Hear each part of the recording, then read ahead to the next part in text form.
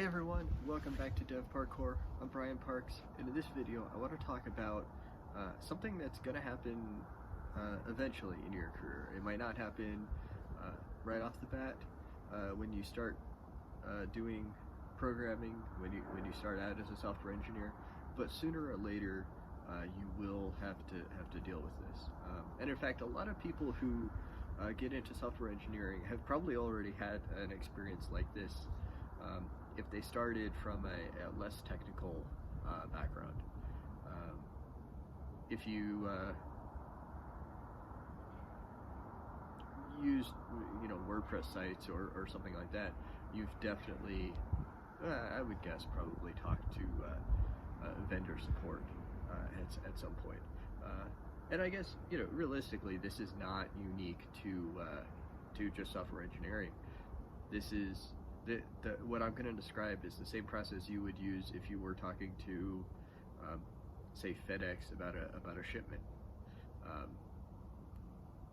I think this is the best way to interact with customer support,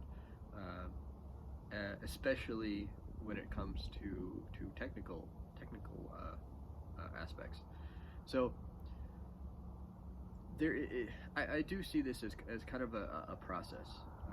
And it's not as simple as just picking up the phone and calling customer support and remembering that they deal with angry people all day, every day, and they're probably going to be grumpy too, and that sort of thing. That's all the kind of the high level stuff. But what I really want to focus on in this video is the kind of the preparation that you should go through before you even pick up the phone, and the sorts of things you should have done beforehand and have ready, so that when the customer support person asks you for that information, you can make their lives easier, because that'll make them happier, which will make them more willing to work with you and help you out, and it'll also make your experience better, because you won't feel as rushed. Right, because it's very important.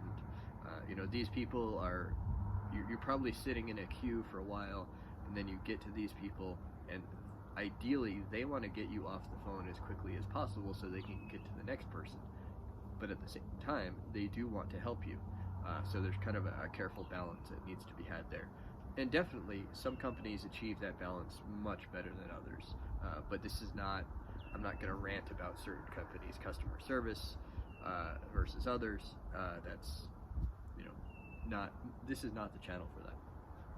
So before you even get on the phone, my recommendation is, number one, if you're calling in reference to a particular thing that has a number, a reference number, an invoice number, in the case of FedEx, a tracking number, make sure you have that at the ready.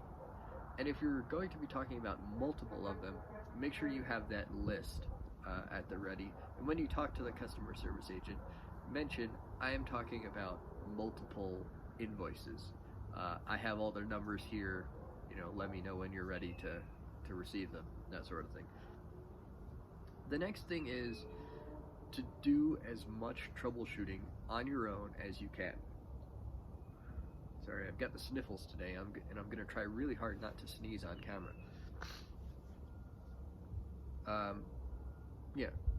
Do as much troubleshooting beforehand as you possibly can. And this means, in one case, I had to call Comcast because there were network issues. And I did pings and trace routes and, tried DNS lookups to see, at least from my end, what was working and what wasn't, and also to get all that information. So I could see, from the trace route especially, that there was a significant loss of packets at a certain hop. Let's just say somewhere in Denver, right?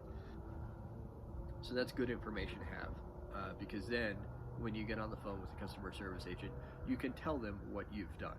I have tried resetting the modem. I'm able to ping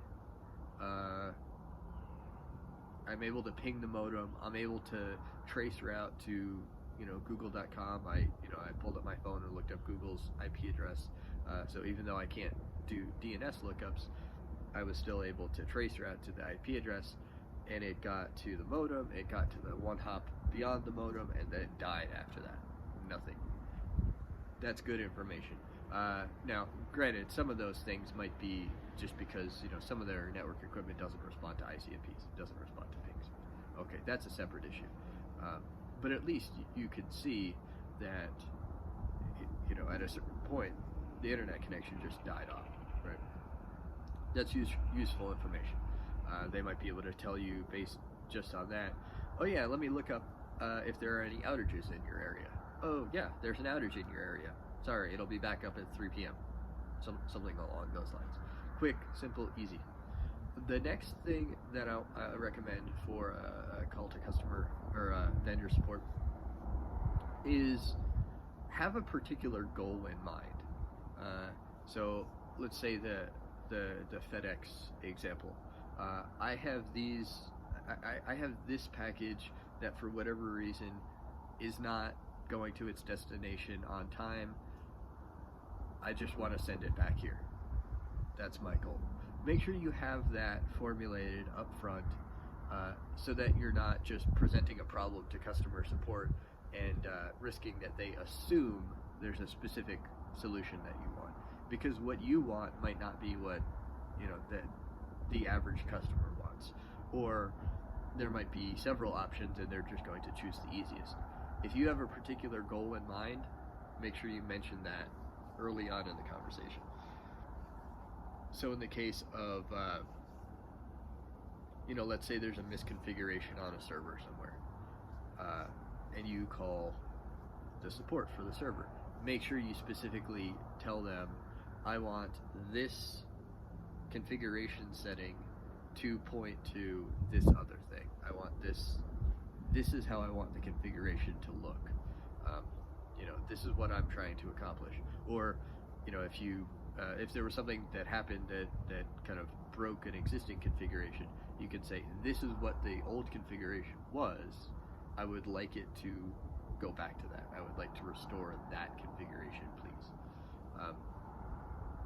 That'll help out a lot. So far we have any reference numbers handy, do some troubleshooting steps beforehand, have a goal in mind. I think the final one is really just be courteous. Customer support, if you've done it, customer support is tough. Dealing with people who are frustrated is very challenging. It's not necessarily an enviable job. It's probably why a lot of us, if we started in support, it's why we moved into software engineering, was so that we didn't have to deal with that. Not that we don't care what customers think or don't value their input. We absolutely do. If it weren't for users, none of what we do would matter. If it weren't for our customers, why bother? But the challenge is that typically by the time they are ready to call support, they're already frustrated. So part of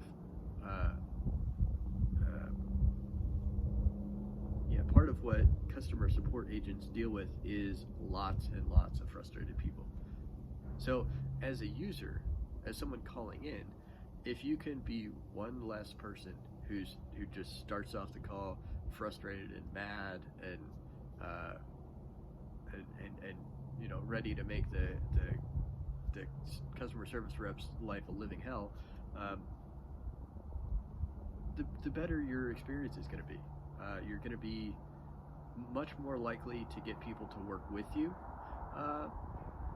and it's just going to be a more pleasant experience for everybody.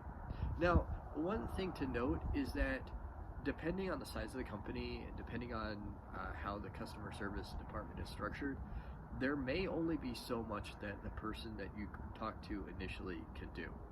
And that's totally fine. It's not their fault. It's just the way their system works.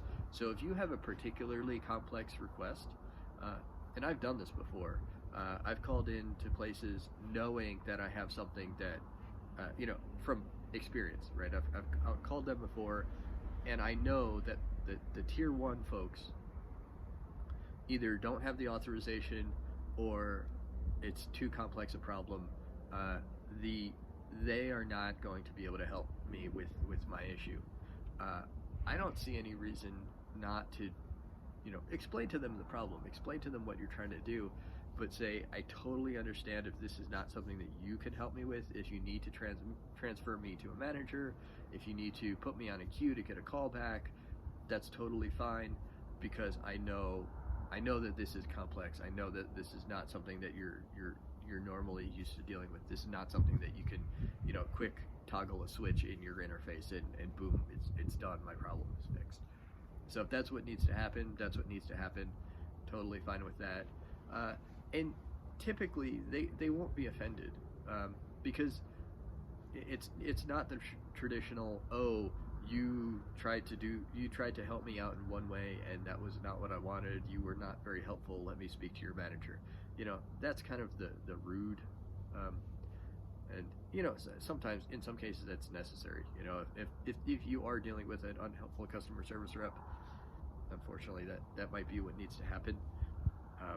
But most of the time, if you know that you're going to need to talk to someone elsewhere in the company, you're just calling the main number to get to the call center because that's the phone number, that's the way in to get to talk to someone in the company, that's totally fine.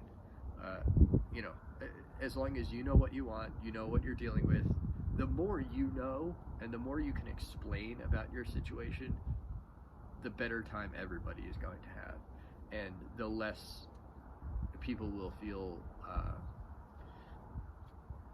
the only word I'm coming up with is offended, but the less people will feel like you're going over their heads, stomping on their toes, by asking to speak to someone else in the company who is more, has a better ability to address the problem that you're running into. So hopefully this video was helpful. At some point in our careers, we're all going to have to deal with customer support, possibly on both ends. So hopefully this helped you better understand that interaction and be better able to help customer service folks help you. If you like this video, go ahead and hit that thumbs up button. Be sure to subscribe and click that notification bell. And of course, leave a comment down below or a question. I'd love to read them and answer them. And with that, I will see you in the next one.